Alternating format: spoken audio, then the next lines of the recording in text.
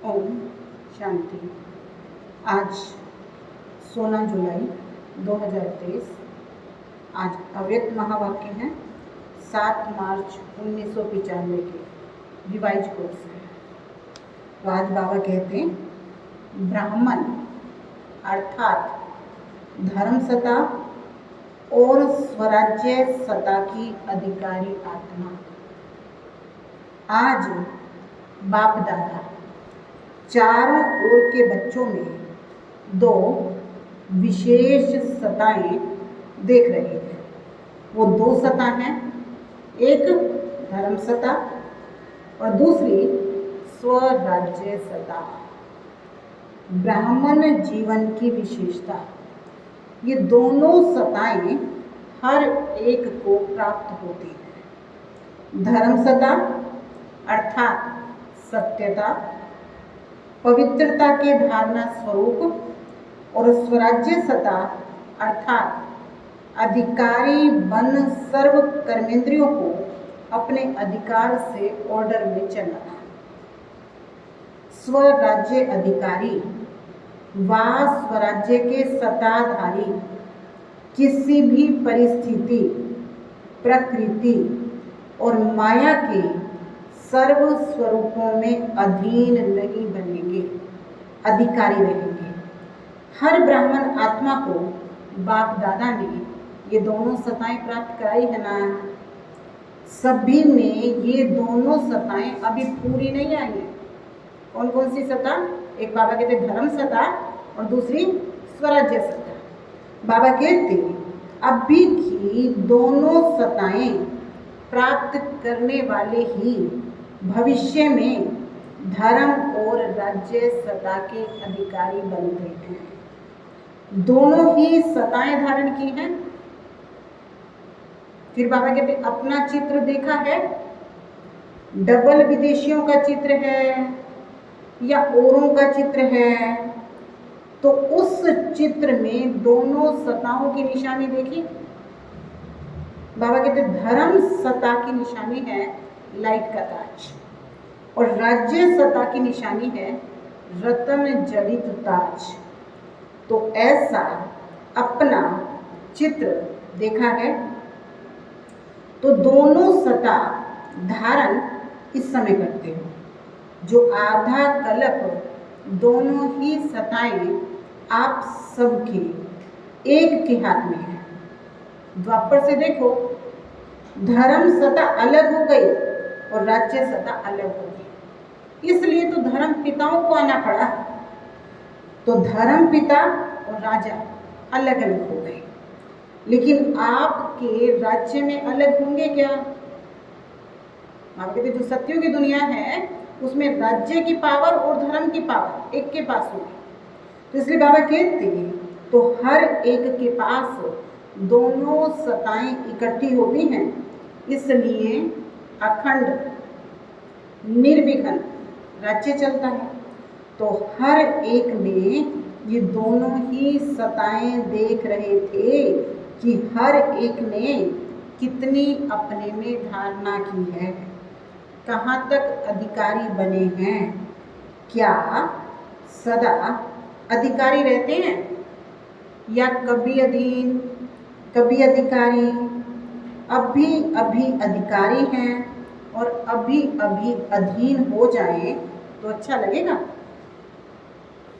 अभी अभी तो अधिकारी हैं, राजा हैं, और अभी अभी अधीन हो जाएं तो अच्छा लगेगा? कि सदा अधिकारी अच्छा है? सदा अधिकार चाहिए या थोड़े टाइम के लिए चाहिए?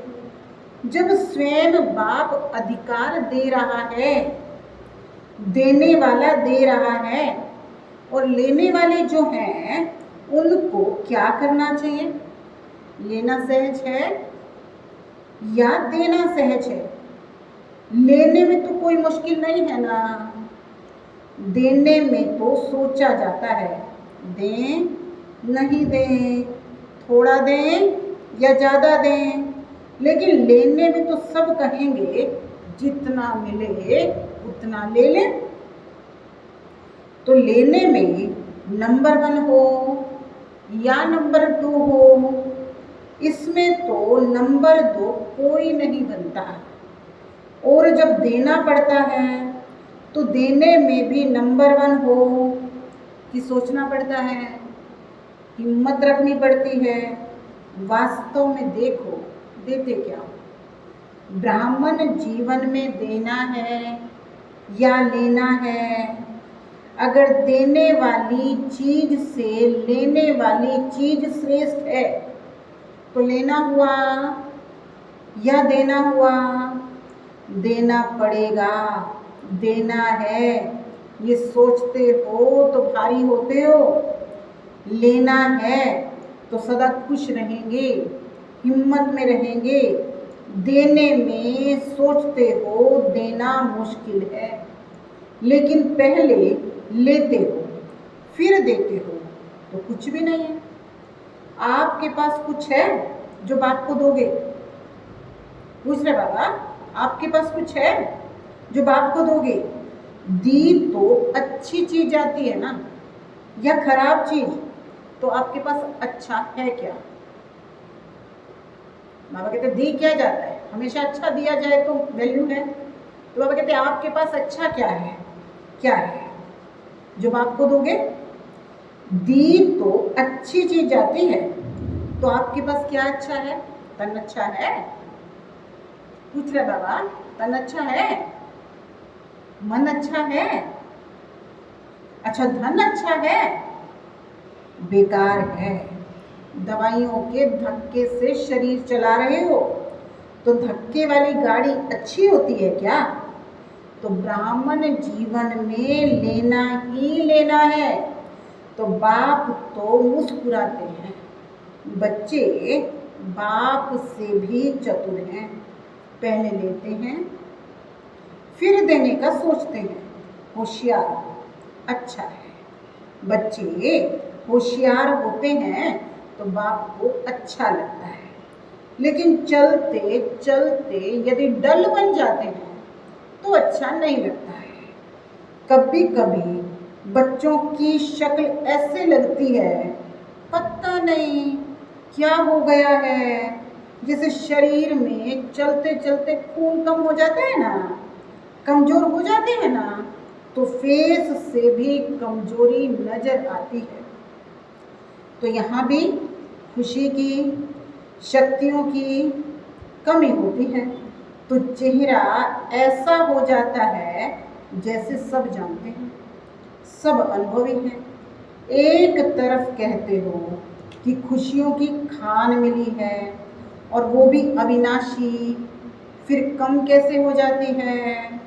तो बाप के पास आपके सारे दिन के मन के मूड और मूड परमान जो फेस बदलता है, वो सारे दिन के चित्र वहाँ होते हैं। आप तो चित्रों का म्यूजियम बनाते हो ना, तो बाप के पास आपके चित्रों का म्यूजियम है।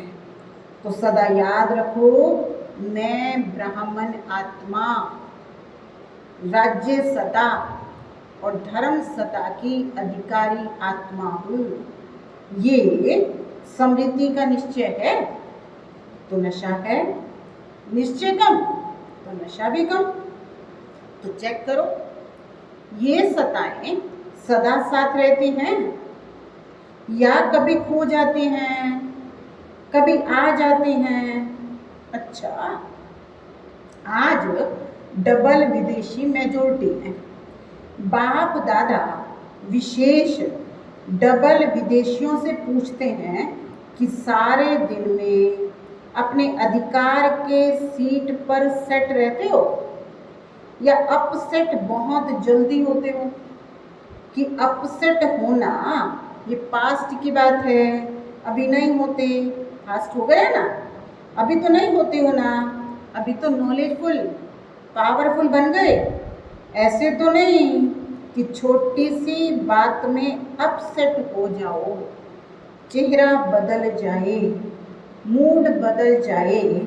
ऐसा कभी कभी होता है, कभी कभी अपसेट होते हो। पूछ रहे बाबा, कभी कभी अपसेट होते हो?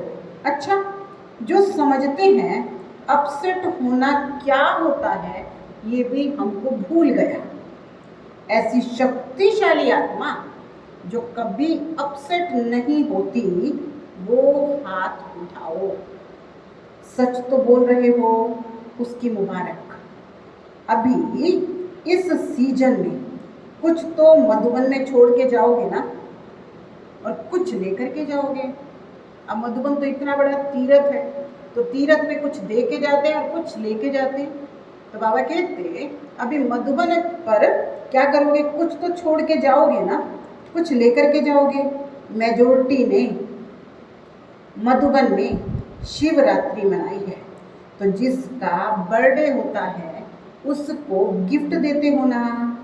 तो बाप को क्या गिफ्ट दी, ये अपसेट होना यही गिफ्ट दे दो। नहीं होगे ना अपसेट होना, बाबा कहते यही गिफ्ट दे दो। नहीं होगे ना, हिम्मत है? अच्छा हाथ उठाओ। सबका फोटो टीवी में निकल रहा है, सोच समझकर पक्के हाथ उठाना। देखो सभी के हाथ का फोटो निकाला, देखना अभी फोटो निकल गया। बाप दादा को ऐसा चेहरा अच्छा नहीं लगता। बाप दादा हर एक बच्चे को सदा खिला हुआ रूहानी गुलाब देखना चाहते हैं, मुरझाया हुआ नहीं, खिला हुआ। जिससे प्यार होता है ना, उसको जो अच्छा लगता है वही किया जाता है। डबल फोरनर्स, किसी का भी ऐसा समाचार नहीं आना चाहिए कि क्या करें, बात ऐसी थी इसलिए अपसेट हो गए। अगर बात अपसेट की भी आती है तो भी अपसेट स्थिति में नहीं आओ। जैसे झूला झूलते हो ना, तो बहुत नीचे ऊपर होता है, बहुत नीचे हो, बहुत ऊपर हो, बहुत फास्ट हो, तो शरीर को अपसेट करेगा ना। लेकिन आप अपसेट होते क्यों हो? बाबा कहते खेल समझते हो तो अपसेट होने की बजाय मनोरंजन समझते हो। कारण क्या हुआ, खेल है। ऐसे ही अगर अपसेट करने की बात आएगी भी जरूर। जिन्होंने हाथ उठाया उनके पास और भी बड़ी अपसेट करने वाली बातें आएंगी, क्योंकि माया भी तो मुरली सुन रही है। लेकिन उसको भी खेल समझो, घबराओ नहीं। अच्छा झुलाती है, झूलने दो, लेकिन मन घबराए नहीं। नॉलेजफुल पावरफुल बन जाओ, उस सीट को छोड़ो नहीं। अगर एक दो बार भी माया ने देखा कि अपसेट होने वाले नहीं हैं तो खुद अपसेट हो जाएगी, आपको नहीं करेगी। बात की लेन देन भले करो, कोई भी बात आती है तो नॉलेजफुल होने के कारण समझते तो हो ना, ये ठीक है, ये ठीक नहीं है, ये होना चाहिए, ये नहीं होना चाहिए। लेकिन बात की लेन देन बात की रीति से करो, अपसेट रूप से नहीं करो। एक तरफ बोलते जाएंगे, दूसरी तरफ गंगा जमुना बहाते रहेंगे।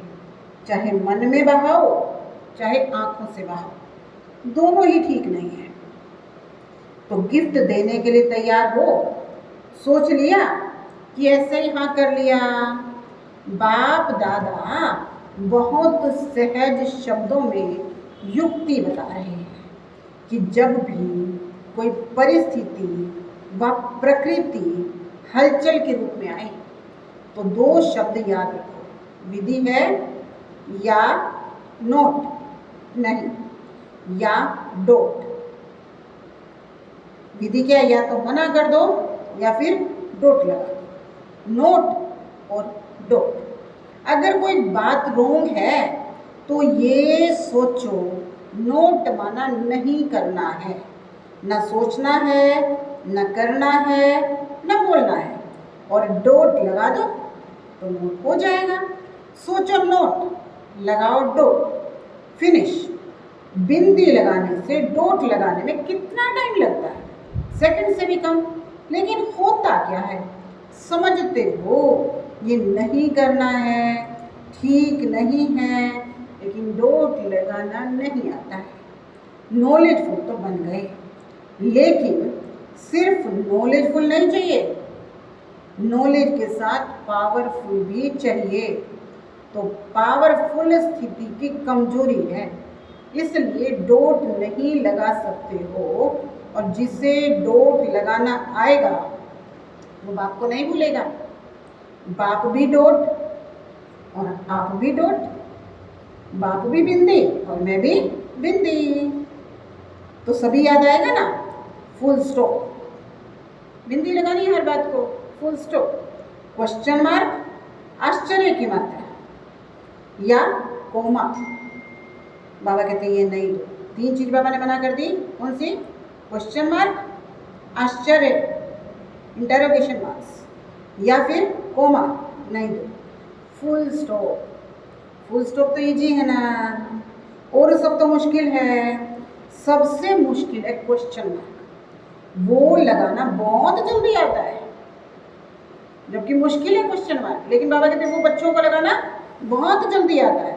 सुनाया है ना, वाई शब्द आए तो क्या करो? फ्लाई, उड़ो। वाई नहीं, फ्लाई, उड़ना आता है। वैसे डबल फोरनर्स में अच्छे अच्छे रत्न निकले हैं। बाप दादा ऐसे रत्नों को देख हर्षित होते हैं।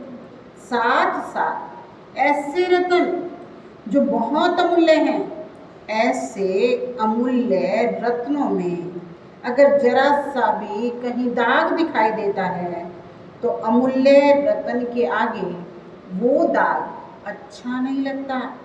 होता छोटा सा दाग है, लेकिन कहेंगे तो दाग ना। तो जब अमूल्य रत्न बन गए तो बाकी छोटा सा दाग क्यों रखा है? अच्छा लगता है क्या? ये तो नहीं सोचते हो कि चंद्रमा में भी काला दिखाई देता है, इसलिए अच्छा है। डबल विदेशी सैंपल बनकर दिखाओ, जरा भी कोई कमी नहीं। वैसे दाग का कारण क्या होता है? चाहते नहीं हो कि दाग लगे, लेकिन लग जाता है। क्यों लगता है? मूल कारण जानते हो?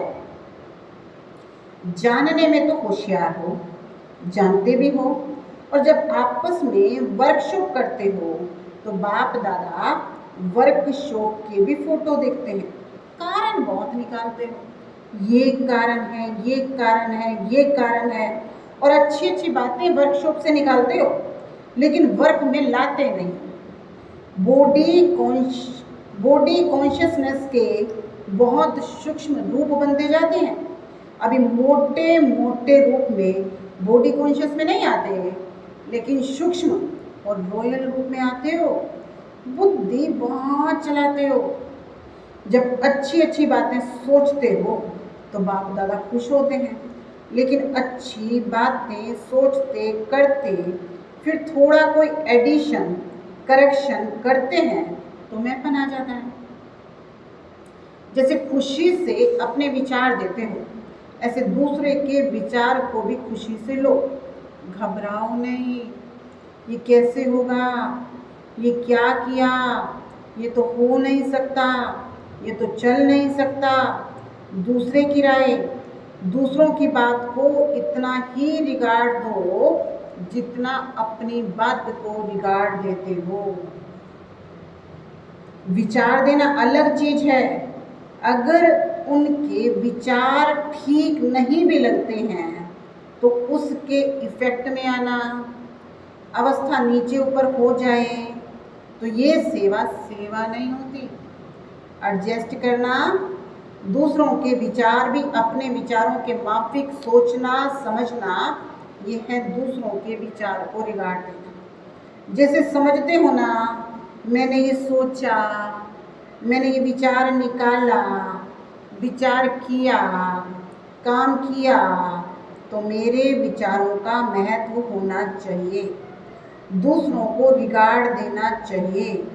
ऐसे दूसरे का विचार भी अपने विचारों से मिलाना, वो मिलाना नहीं आता है। दूसरों के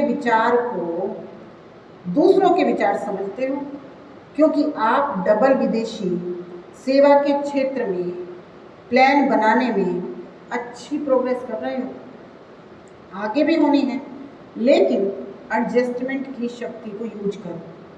अगर कोई बच्चा आगे बढ़ता है तो बाप दादा को खुशी होती है, ऐसे नहीं समझते कि ये क्यों आगे बढ़े, जो बढ़ता है वो बहुत अच्छा।